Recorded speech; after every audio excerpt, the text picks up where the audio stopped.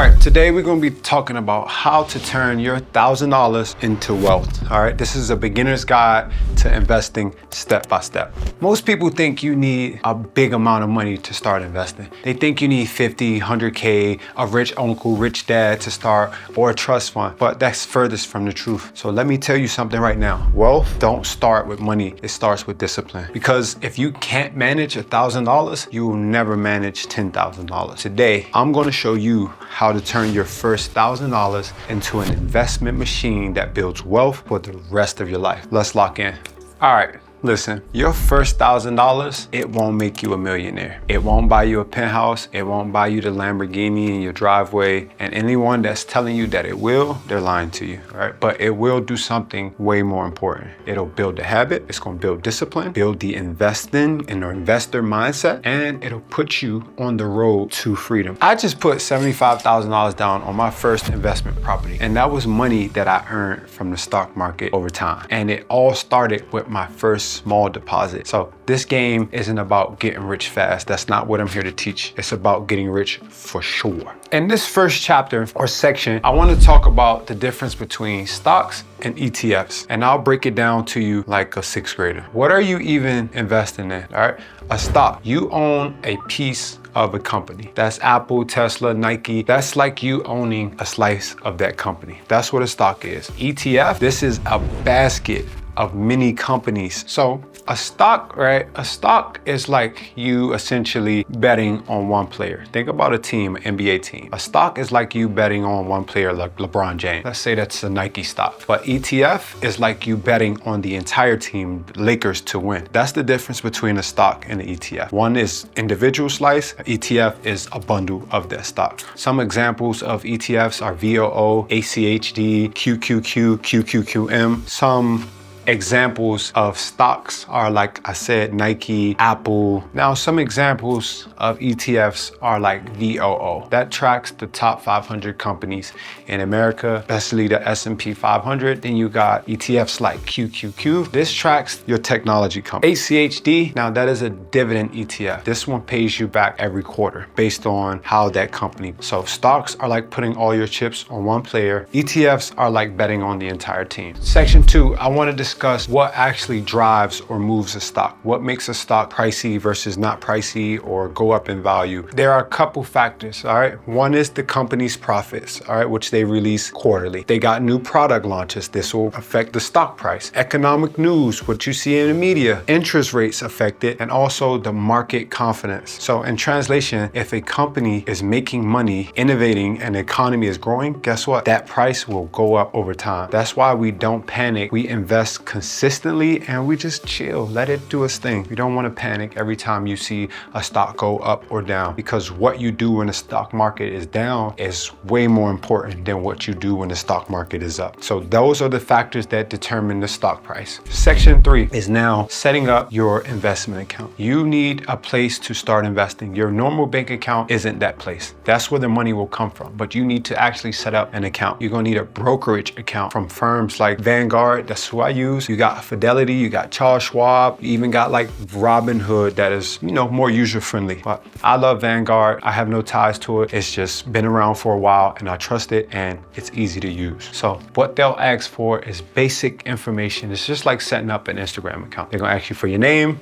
They're gonna ask you for your social security number. They're gonna ask you for your address. Then you want to be able to put in all of your bank information or your job info. How do you make money? They just wanna know that you aren't a scammer or like laundering money, all right? Don't be scared, this is normal. Now, the fourth part is linking your actual bank account. You're gonna link your bank account, you're gonna verify it, and then you're gonna transfer $1,000. That's where we're gonna start with $1,000. If you wanna start with $500, if that's more comfortable for you, I want you to start with whatever you're comfortable with. But for the sake of this video, we're gonna start with $1,000, all right? Yes, it might take a day so that they can verify your bank information. Do not get impatient, take your time. We are building wealth, not DoorDash speed money. Number 5, you need to learn ticker symbols and do your research. What is a ticker symbol? A ticker symbol is very basic. This is how you identify a stock. So if you were to go onto Vanguard or Fidelity and you wanted to see the price of Apple stock, you would not type in Apple. you would type in AAPL. AAPL is the ticker symbol. If you wanted to search Netflix, you wouldn't type out the entire word of Netflix. You would type in NXFL or something like that. I don't know it off the top of my head. That's all a ticker symbol is. You can look up a company by the symbol. Now, before you buy anything, I highly encourage you to do your own research. Don't take my word for it. I want you to take your word for it. And now I don't mean go on TikTok and just research the company. I actually want you to go look at the company's website, go see what they sell, go see their earning reports, because all of this information is public. They have to disclose this information. Look at the news around it, look at the long-term growth. You can actually go on Google or ChatGPT and say, hey, show me this stock's performance from the last 20 years or 30 years. And I want you to go and I want you to actually do your own research. Now, we are too grown. It is 2025, almost 2026, to sit here and say like, oh, I don't know how to invest. I don't know what to buy. Do research. I can teach you how to fish. I cannot fish for you. You shouldn't want me to fish for you. You should learn on your own. And that's what I'm here to do, to teach you what and how to invest. But I also want you to do your part and just do a little bit of research. Shit takes you 5 to 10 minutes. Number 6, guys, now I'm going to kind of tell you where you should put your $1,000. Now, again, I'm going to tell you my suggestions and what I did, but I also want you to go and do your own research. Again, don't take my word for it, take your word for it. So investment amount, why? The first one I'm going to highly recommend is I want you to put $300 into VO.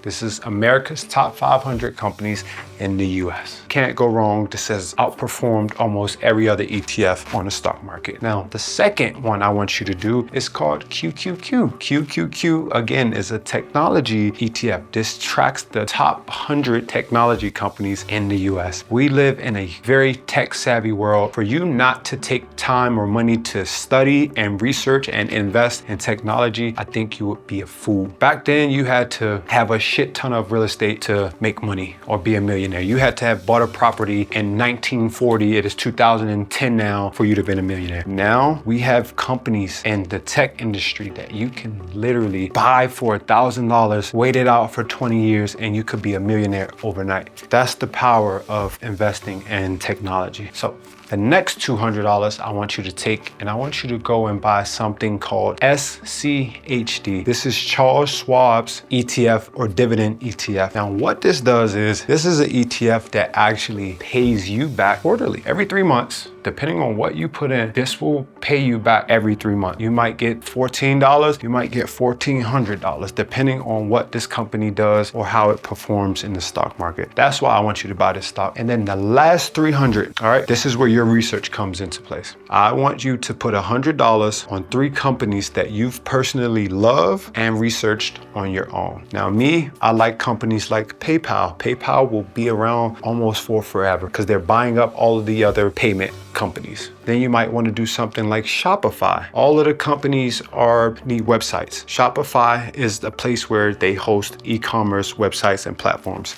You should definitely do that. And then I would recommend something in the tech industry. You choose 3 that you love and done your research on and put $100 into each of those. That's how we'll divide our first $1,000. All right, guys. And then the final step, number 7. I know you thought you were done once you invested your $1,000, but actually that's where most people actually fail. You don't stop at $1,000. You need to feed this account like it's a newborn baby. Every month or every week or bi-weekly, however often you get paid, I want you to get in the habit of putting money into this investment fund every week. Whether you start with $50 a week or you start with $250 every single month, you need to put aside a portion of your paycheck for your investment account. I don't want you to obsess over numbers. I want you to just build the habit of putting money to the side for your investment account. All right, wealth doesn't come from one big month. It comes from small deposits done consistent. Nothing in life happens from one time. Everything is about compound interest. Money, it flows like water. Your job is to direct that flow. So if you gain any information or insight from this video, I want you to like it, subscribe, and I want you to share it with somebody who may need to start their financial journey. This is for you. Just drop a comment and let me know that you're locking in so that I can come back and check on you. I want you to remember, you don't need more money, you need more discipline, and you need to understand how money flows. If you're getting paid and you spend all of your money and then you looking to invest or save the rest, you've already lost. When you get your paycheck, I want you to your first stop should be your investment, then you should save some, and then you figure out how to live on the rest. Hope this video helps. Peace.